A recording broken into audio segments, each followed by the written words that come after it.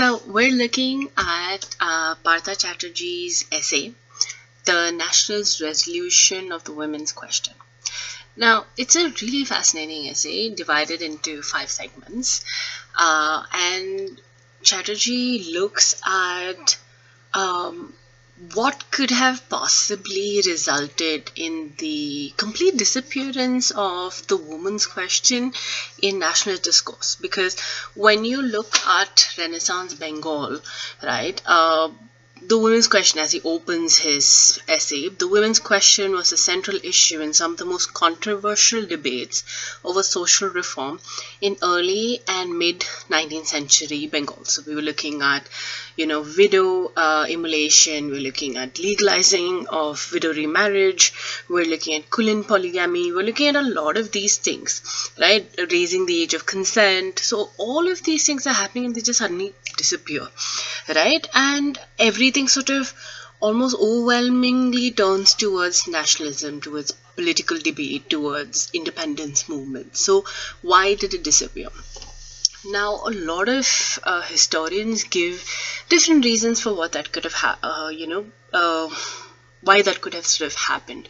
So, what Chatterjee tries to look at is, so he presents the viewpoints of 2 different historians and their reasoning for why this could have happened, but then also goes on to say, probably not. And he presents a whole different thesis for us in his entire essay, right? Because he's looking at the idea as to why and how the women's question disappeared and what could the reason really be for it disappearing, because it doesn't make sense, because and in fact the direct implication everyone is like, maybe the women's question was resolved. No. All right. There is still a very strong ongoing feminist problem in India, right? So it's impossible for the women's question to have been resolved, which means there is another reason for why it actually disappeared, right? And a lot of people wonder, could it be that nationalism and the women's question, that whole equation, was problematic, and that's why it sort of disappeared. Let's not focus on this, let's focus on the nation. Let's not focus on the woman, but on something more important. Could entirely be that. So he starts off by focusing on Ghulam Murshid's viewpoints on why the women's question could have disappeared, right? So he says things like, there could be that, you wanted to sort of modernize India because you saw that in the West it was happening. They were having such modern ideas about women. So we wanted to match up to that. And so we did the same thing. And then we realized, no, we have to hold on to our traditional viewpoints. So he says, the new politics of nationalism glorified India's past and tended to defend everything traditional. And so the movement towards modernization was stalled by nationalist politics, right? And that is Ghulam Murshid's viewpoint on why the women's question sort of disappeared and the focus became about nationalism and became about the political movement of it all, right? But Chatterjee tells us that it couldn't have been something as simplistic as that, because the implication that means that all modernity that existed in India came from the West. And that's a very problematic assertion, right? Because the idea then being that everything that came to us came from there, that may not necessarily be so. There may have been other reasons for it. And it becomes a very, as he puts it, a rather simple and linear historical assumption that the idea that all our early attempts at social reform were actually imported from Europe, right? And that may not have been a viable way for us to look at it. So then he brings our focus to Sumit Sarkar, another historian and another whole viewpoint on why the women's question disappeared, right? So he's also a historian and he talks about the fact that, when these Renaissance, the Bengal Renaissance reformers were trying to fix the problem of women in Indian society, they were being very selective. They were making very careful decisions on to what could be dealt with, right? So he says, for instance, all of this came from the social conservatism that exists in India, because, distinctions of caste and patriarchal forms of authority and concerns of the sanctity of the Shastra. So keeping all of this in mind, we made selective choices, like, okay, this can be changed, it will not affect anything else. Oh, this is okay because it's not going to break up the family order. So it's perfectly fine. And also the idea that, and he makes a very interesting statement, that he suggests that the concern with the social condition of women was far less an indicator of such ideological preference for liberalism and more an expression of certain acute problems of interpersonal adjustments within the family. The idea that now, because men had started stepping outside and had such close interactions with the white male, the Western male, and had now come to understand what the Western society frames are like, and have seen now what Western women are like, they now have a not so pleasant opinion about their traditional wives. So they want to sort of move them slightly out of it to feel less shame about this difference. And so those few select changes were made in society, and nothing too drastic, nothing that really ruffles feathers in that sense, nothing that will, threaten the sanctity of Shastra or threaten patriarchy, because, widow remarriage is happening, but the woman is still in a secondary position. Polygamy may not be permitted, but the man still makes decisions about the family. So things like this, Satidaha or widow immolation is not happening, but there is still a secondary position the female falls within. So patriarchy is not affected. The Indian families are affected, and so it's perfectly fine. But the thing is that, again, this seems like a very simplistic kind of an explanation for why the nationalist conversation completely eliminated the woman's question, because the idea that it is merely adjustment reasons that cause them to step away from this question because they're like, oh, now we've already handled it, can't be a good enough answer.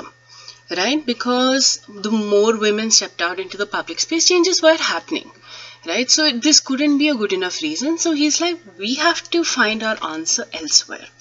Right? So, and he says that maybe we should take Sarkar's argument a little further. Right? So he says, we need not shy away from the fact that the nationalist ideology did indeed tackle the women's question in the 19th century. Right? And now Sarkar as well as Murshid looks at the idea that it's a failure. But it need not be a failure, because he's like, we should direct our search within the nationalist ideology itself. Right?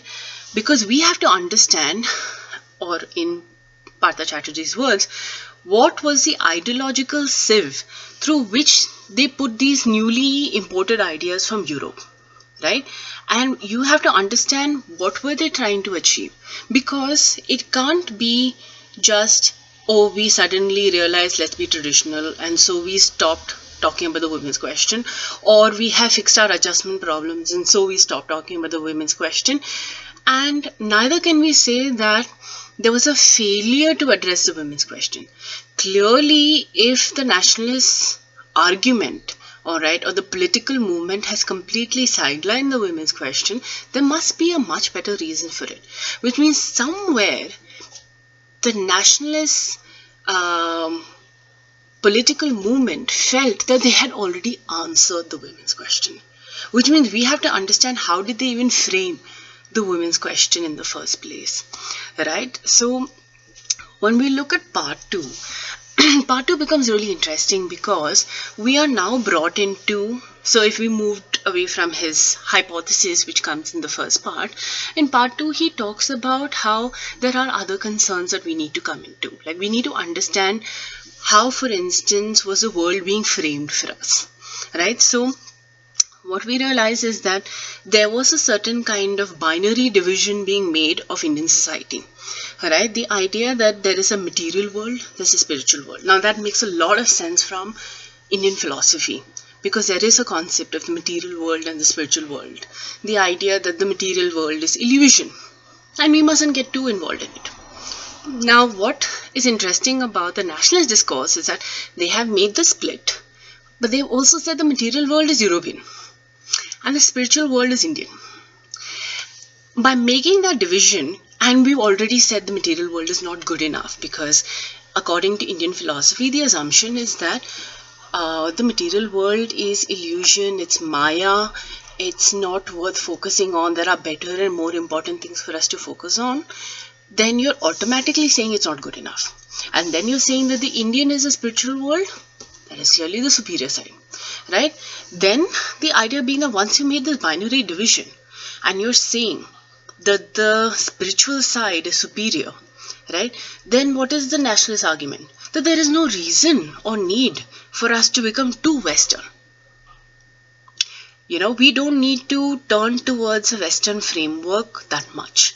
We can focus on having a more Indian framework and sort of, airbrush some amount of westernization into everything else, right? So, in fact, to quote from the essay, as Indian nationalists in the late 19th century argued, not only was it not desirable to imitate the West in anything other than the material aspect of life, it was not even necessary to do so, because in the spiritual domain, the East was superior to the West. And so while it is necessary to cultivate the material techniques of modern Western civilization while retaining and strengthening the distinctive spiritual essence of the nationalist culture. So we have to make that distinction very clear, right? Because so then what you realize is that at every point, the conversation, is it desirable? Do we really need it? Will it affect our spirituality? Will we lose our essential Indianness? If that is going to be threatened, then we don't do it. We shouldn't be doing it. We shouldn't do anything that threatens our Indianness. And so once we make that framework clear, you can start to understand how is it being sort of applied on different levels, right? Because the argument is that when you make a dichotomy of material versus spiritual, and you're saying that the mere external is not that important, but the spiritual is far more important, and that's the more essential part of it, you realize that this is another way of asserting the colonial, asserting yourself against the colonial framework, because the colonial framework exists to place the colonized in a submissive position. So when you say that, hey, we are superior on this and we'll figure out your science, your technology, your achievements in these fields, so then think how much more superior we would be, because we would now have your material superiority and we're already spiritually superior. We don't need it anymore. We don't really need your culture, your civilization, your identity anymore. We already have enough of our own, right? And now the thing is, one is making this division, right? But the other thing is, there are other aspects of it that still needs to be fixed, because we still need to gain superior intelligence in the material sphere and retain our spiritual superiority that we already have. So how do we really achieve it, right? So when you realize that the world is the external or the domain of the material, right? And then the home becomes the inner, the spiritual space. There is a division of space. There's a spatial division happening, just like there's an ideological difference happening, right? And in many ways, it sort of echoes the kind of framework that Tagore explores in his novel, The Home in the World, right? There's a clear division. And in this division, you automatically understand that the material or the world, the external, is male. So immediately the internal, the interior spaces, the spiritual, the home is female. That division becomes all the more clear. So once that division is done, then you know exactly where the nationalist discourse is going. So we have to ensure that the home is unaffected by the material.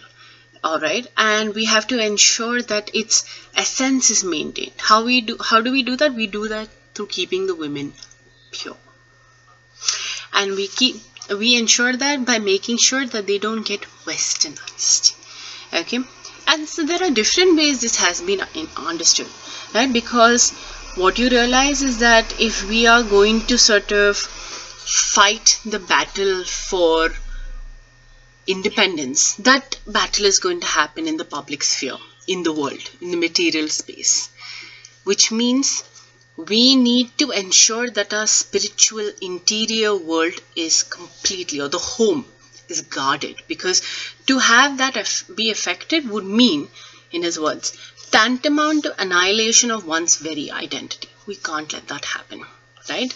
And especially when you realize that this equation is also being complicated by a colonial discourse, right? Because the world was where the European power had challenged the non-European people.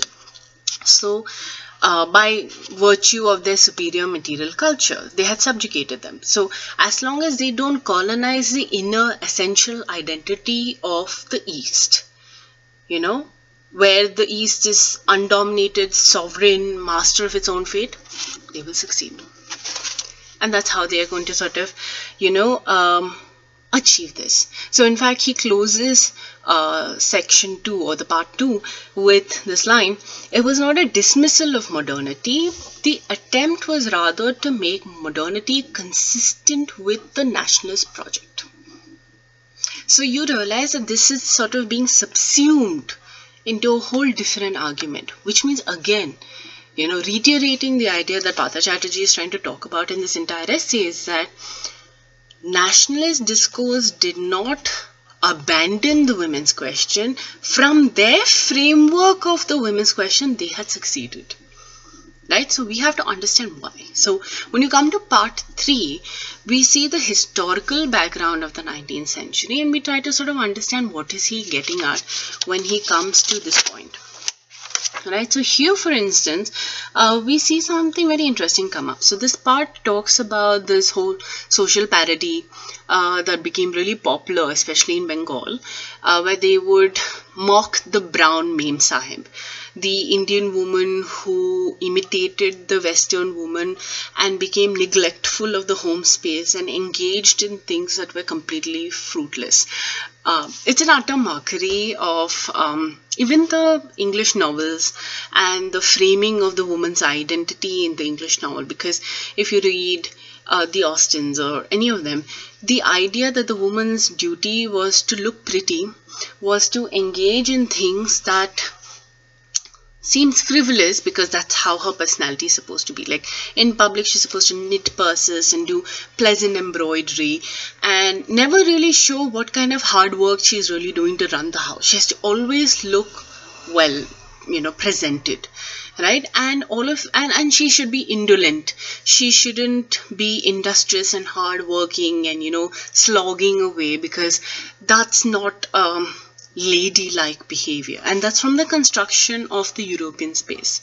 But in the Indian space, there's a very different construction of what a good woman is supposed to be. Someone who's very actively involved in the family, someone who's very actively involved in working for the family, right? Someone who's doing everything and not engaging in frivolous pursuits. So there is, in this framework of the brown Mem Sahib, there is a deep criticism of the white woman. The idea that the white woman must not be imitated, because the version of femininity we see presented over there is not the Indian version of femininity. The idea that the woman must always look like a porcelain doll is unacceptable, because in the Indian context, the woman is not meant for display, in the sense that she is not actually permitted into public spaces where outsiders can view her. Not in the sense that she's not otherwise on display for different reasons, but she's not permitted in those spaces. She is supposed to work in the background for the well-being of the family, and she's supposed to work hard for it. So the idea of the lady who sits in the in the drawing room with a pleasant bit of embroidery and maybe a small dog near her feet, the image that we have of Lady Bertram in, say, Mansfield Park, is definitely not the image of the Indian woman. But what's interesting is that it's unlikely that such a woman, the brown Mem Sahib, could have even existed around that point of time. So in many ways, this social parody is more like, let's stop it before it can happen. rather than it was happening and we're criticizing a reality. We're not criticizing a reality, we're criticizing a possibility. Because what if our women become like this? Right? So you're constructing an idea of a problematic womanhood and saying, don't you ever become like that, because it's a horrible thing. And so you have, public mockery of this kind of a figure, right? And that's where it's really coming from. And there is also kind of like a defense, very clear, strong defensive tradition. What does it mean to be Indian? What does it mean to hold on to your culture? And how you must reject everything and anything that comes from the West. And primarily for the woman. Not for anybody else, but definitely for the woman, right? So in fact, you also realize it through the kind of writing that was coming out there. So for instance, he references Budev's Lajasilata, which is like basically an essay on modesty, right? And all of these things are talking about what should the ideal woman be? What is actual femininity? And how should we sort of frame that? So there is again a constant dichotomy being created between the material and the spiritual. The idea that one is, the material is animal-like, it's masculine, it's not good enough in that sense. So obviously the spiritual becomes godlike, it becomes feminine, right? And in fact, what is particularly important about this point is that you realize that even if you are sort of talking about some element of westernization impacting women, there is a very clear distinction, because this starts to happen as time passes and you realize that some of this westernization even women cannot avoid. It became a question of, even if you're externally Western is fine as long as you're not internally Western. You cannot forget that. You cannot imbibe those values. You cannot change your internal structure. You have to still hold on to these cultural frameworks, right? And how do you sort of achieve this? You achieve this by constantly reminding the woman that in the home space, she must not let go of these traditions. She must hold on to these traditions as firmly as she possibly can. So, as he says here, the home was a principal site for expressing the spiritual quality of the national culture, and women must take the main responsibility of protecting and nurturing this quality. So even if they become externally Western to some extent, in the sense that they're getting an education or anything of that sort, they can never be internally Western. They must remain essentially spiritual to sort of retain a certain control over their cultural part, or their cultural identity. All right. So this is the first part of our discussion on Partha Chatterjee's nationalist resolution of the women's question.